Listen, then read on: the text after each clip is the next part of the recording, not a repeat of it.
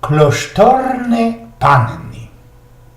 Mutter Oberin, matka przełożona, szła na jutrzynowe żykanie i ominęła drogą dwie młode klasztorne panny, które razinku wracali już ze żykaniu. Kejci wiele nich przelazowała, pozdrowiła jak gryfnie. Dzień dobry, dziążki, niech pombucze będzie z wami. A dzień dobry, Mutter Oberin, Bóg zecia. No jak już te dziewki wartko odlazywali, ta Mutter Oberin usłyszała, jak jedna z nich rzekła do drugiej. Pewnikiem naszą Mutra Oberin szczrekła się ze złej zajty swojego prykola.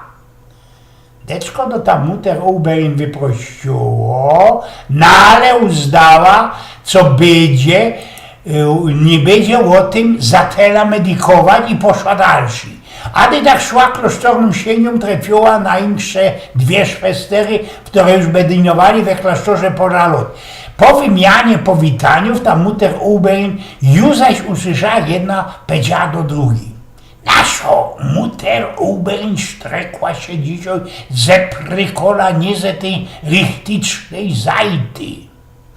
Zmieszano, deczko zgajmiono Mutter Oberin, napoczła medykować, eźli by nie powiedziała czegoś ich bucowato, albo jej wejrok był nie taki, jakby przynależało. Szła po rekuśku do kapelki, sumowała się, w ten czas też uwidziała szwestra Marika, która była najstarszejszą w tym klasztorze i ku temu była deczko głuchawo. Ta szwestera Marika po rekuśku, po maluczku, słodek po słodku wlazowała na górę. Ta Mutter Oberin miała mocka czasu, żeby się uśmiechnąć i wyglądać na festelnie szczęsno, na łączo z pozdrowieniem szwestry Mariki. Siestro Mariko, jeże festelnie rada i że widzę ciebie tym moc szykownisty rozwidniok, by narzekała do pombuczka, co byś miała dziś piękny dnioszek. Witam was, Mutter Oberin, festelnie dziękuję. Widzę, żeście Mutter wstali dzisiaj ze prykola, ze złej zajty. Ta uwaga powaliła Mutter Oberin na kolana. Siestro Mariko, coch mi takiego zrobiła? Staram się być miło i lubeźno, a już trzeci raz dzisiaj słysza, i że wstała nie ze tej dobrej zajty prykola.